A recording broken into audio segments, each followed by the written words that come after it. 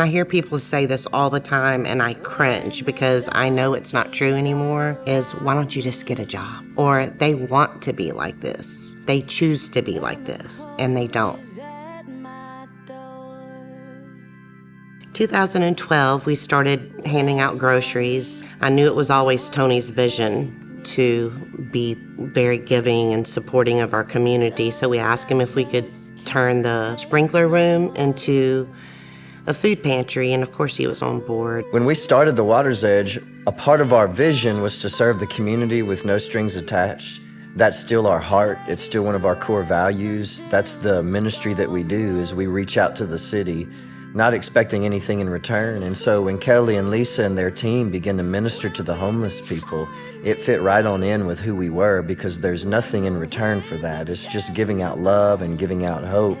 And it's exactly who we are and why we exist. The homeless started coming in to get food, which we have food to cook. Can't cook macaroni and cheese, without a stove. So we started carrying different things that were non-perishable that we could give to the homeless. And each week they would tell their friends and a few more would come. But what they kept coming for was the love that they felt.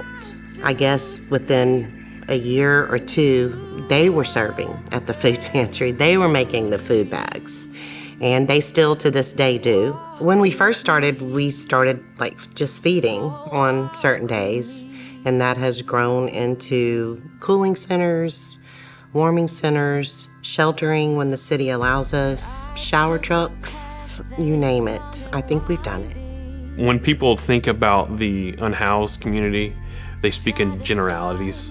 And it's just a blanket thing, that they're all the same, that they're all on the street for the same reason. They look at them as being other, and that couldn't be farther from the truth. A loss of a job, a loss of a loved one even can bring somebody down to where they hit rock bottom and can't get out of that hole. But that could happen to you, it could happen to me, it could happen to any of us. We just don't know when it's gonna hit. Every single person that's unhoused has their own story. And it's always different. And yes, some of them do have mental health. Some of them do have substance abuse issues. Being unhoused is a really hard job. If you ask them, it's exhausting. They're tired. And so I think people just lump them all in this one big category.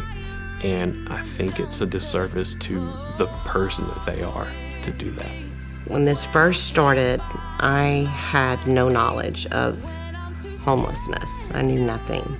We had a Water's Edge Riders group at the time, and they were going to hand out gloves and scarves and stuff for the winter and asked me to come with them. I didn't really want to, but I did. And I kind of stood back and watched from a distance because I have a very sensitive stomach, and it just wasn't my thing. And after everything was said and done, Miss Sheila was standing there, and I had $5 in my pocket. And I took it out and went to hand it to her. And she said, "I don't want your money. I want you to hug me." And I honestly didn't think I could do it.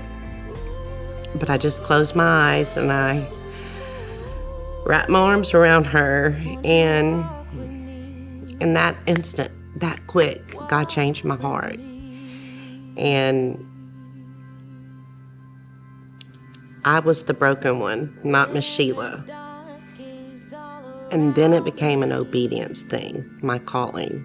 This is what I want you to do. This is what I'm preparing you for. I think walking with them through this chapter of their lives made me realize they're just human, just like you, just like me. One of the things we pride ourselves on is that we have built relationships. We cut up, we laugh, we have dance-offs, we have karaoke. Getting to know them, sitting there playing spades with them. They love some spades. It's just fun. I mean, it's a lot of hard work goes into it, but it's so worth it to get to see them come in and just relax and be comfortable. I mean, when they're on the streets, they're always sleeping with one eye open because they're not going to know who's going to approach them, maybe cause them harm. But when they're here, they know they are safe, they're loved, and they're wanted. This summer we had the cooling center for 60 days. And one of the ladies, Miss Ann, that was coming. We didn't really know much about her for a while. She'd been coming quite a few days in a row. And then finally, one of our other unhoused friends told us, hey, you know who that is, right? Everybody kept saying, do you know who she is? She's the Queen of Zydeco. I did not, but they YouTubed it. And I was like, oh, that's so cool. She used to be a famous musician. Really? Yeah. Oh, well, what would she play? She played the accordion, she sang. I said, are you serious?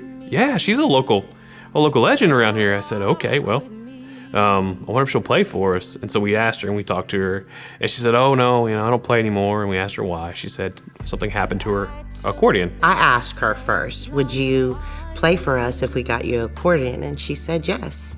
So I put a message out on Facebook. And within 10 minutes, a friend of mine, Jeremy Boudreau, said, hey man, shot a text, hey, I got one.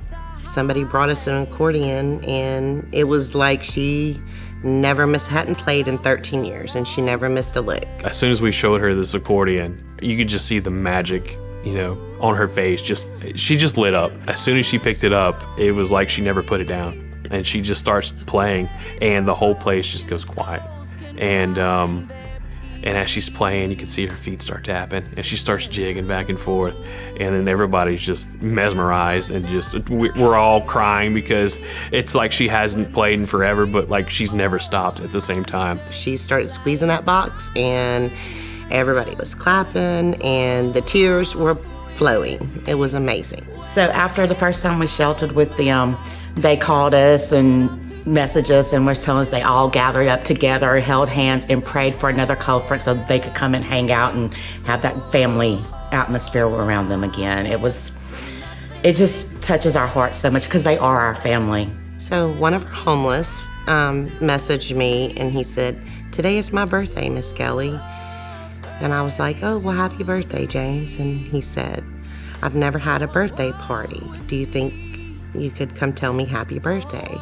So, of course, the way we do things, we went and got a cake and balloons. I made a Facebook post, and throughout the whole day, sheriff department stopped, bought him coffee, gave him presents. Members of our church drove by, brought him presents and treats, and we came with the cake, and it was just amazing. His life ended up being cut short that night. And as sad as that makes me, the point of it being how happy he was that day made it special.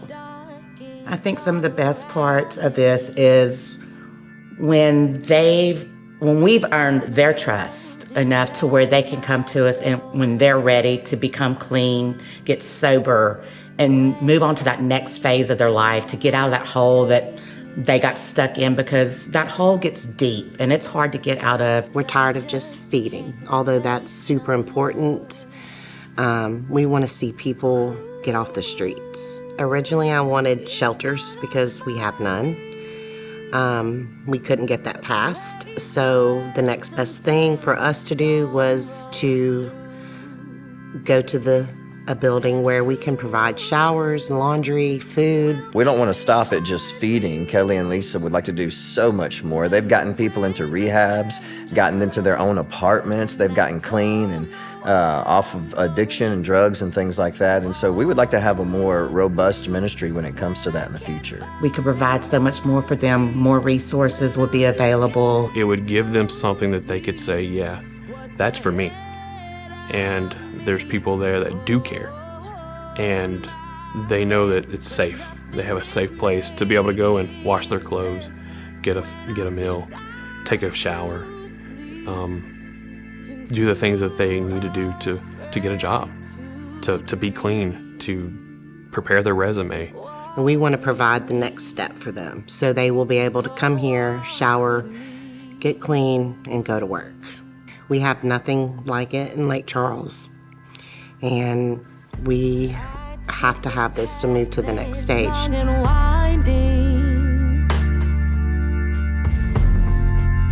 try to find a place